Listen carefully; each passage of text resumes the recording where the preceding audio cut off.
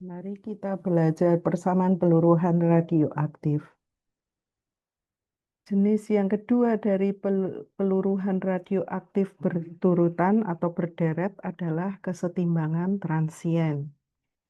Pada kesetimbangan transien ini, umur paruh induk lebih besar daripada umur paruh anak, tetapi tidak ada kata-kata jauh lebih besar, yang artinya selisih antara umur paruh induk terhadap umur paruh anak kurang lebih bahwa umur paruh induk 10 kali atau lebih besar daripada umur paruh anak.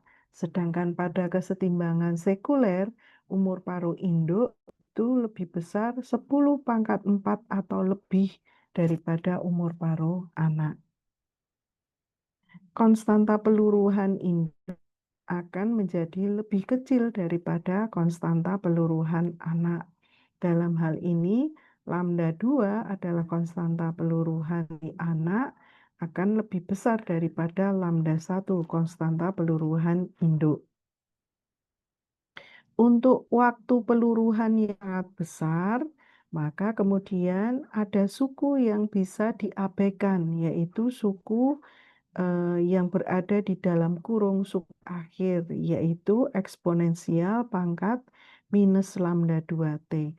Dapat diabaikan jika T-nya atau waktu Tuhannya sangat panjang. Mengapa bisa seperti itu? Ya, karena kemudian jika T sangat besar, maka eksponensial minus bilangan besar mendekati 0 atau bisa diabaikan terhadap suku eksponensial pangkat minus lambda 1T. Dengan demikian, persamaan untuk menentukan jumlah radionuklida anak itu akan bisa direduksi. Dalam hal ini, penyebut yang lambda 2 minus lambda 1, maka lambda 1 tidak bisa dihilangkan. Mengapa? Karena perbedaan di antara lambda 2 dan lambda 1 tidak sangat atau tidak terlalu besar. Karena umur paruh induk lebih besarnya hanya 10 atau lebih besar dari 10 terhadap umur paruh anak. Namun, suku terakhir di dalam kurung, yaitu E pangkat minus lambda 2T, itu diabaikan atau dihapuskan dari persamaan karena untuk waktu peluruhan yang sangat panjang, E pangkat minus lambda 2T bisa didekati dengan nilai 0. Dengan demikian, kalau kemudian ditata ulang persamaan ini, kita akan mendapatkan kalau penyebutnya yang di bawah ini dipindahkan ke sisi sebelah kiri, kita akan mendapatkan N2 dikalikan lambda 2 minus lambda 1 akan sama dengan lambda 1 dikalikan, ingat bahwa N10E pangkat minus lambda 1T itu adalah sebesar N1. Dengan demikian kita akan mendapatkan perbandingan dari jumlah radionuklida induk terhadap jumlah radionuklida anak akan sama dengan lambda 2 minus lambda 1 dibagi dengan lambda 1. Pada kesetimbangan transien, radionuklida anak meluruh dengan seolah-olah dengan umur paruh radionuklida induk, tetapi dengan aktivitas yang lebih besar daripada radionuklida induknya. Berikut ini adalah grafik yang menunjukkan kesetimbangan transien.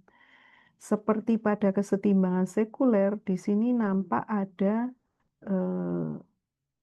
A, B, C, D, dan ada satu lagi yaitu kurva E ini.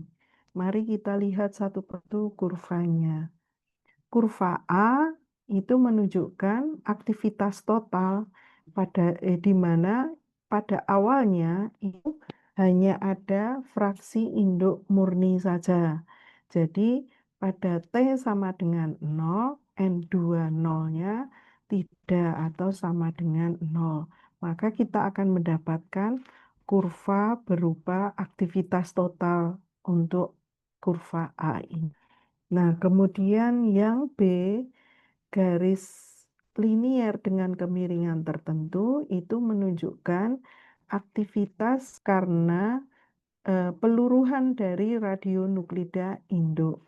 Dalam hal ini sebagai contoh misalnya T setengahnya adalah 8 jam.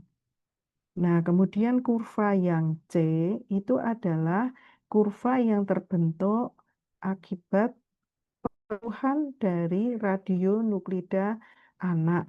Dalam hal ini sebagai contoh misalnya T setengahnya adalah 0,8 jam. Yang kurva D itu menunjukkan pertumbuhan dari radionuklida anak akibat adanya perubahan dari radioaktivitas atau dari radionuklida induk. Radionuklida induk meluruh, tapi itu akan menyumbang pada penambahan atau pertumbuhan dari radionuklida anak. Sedangkan yang kurva E atau garis linier E ini menunjukkan aktivitas total anak dalam fraksi induk dan anak. Harus diperhatikan di sini bahwa grafik ini merupakan hubungan antara aktivitas terhadap waktu, sumbu X-nya adalah waktu, sumbu Y-nya adalah aktivitas, tetapi dalam skala log atau dinyatakan sumbu Y-nya berupa ln A. Nah, kemudian kejadian yang ketiga itu adalah tidak terjadi kesetimbangan. Peluruhan radioaktif berturutan itu akan mengalami kasus tidak terjadi kesetimbangan jika umur paruh radionuklida induk lebih pendek daripada umur paruh radionuklida anak. Konstanta peluruhan induk lebih besar daripada konstanta peluruhan anak. Jika pada awalnya terdapat radionuklida induk murni, pada saat radionuklida induk meluruh, maka jumlah radionuklida anak itu bertambah dan akan melewati suatu titik maksimum yang pada akhirnya akan meluruh dengan umur dari radionuklida anak. Mari kita lihat grafik hubungan antara ln aktivitas terhadap waktu peluruhan. Di sini nampak ada 4 kurva A, B, C, D yang berlaku untuk kondisi tidak terjadi kesetimbangan. Kurva A menunjukkan aktivitas total, yaitu penjumlahan antara aktivitas anak dan induk.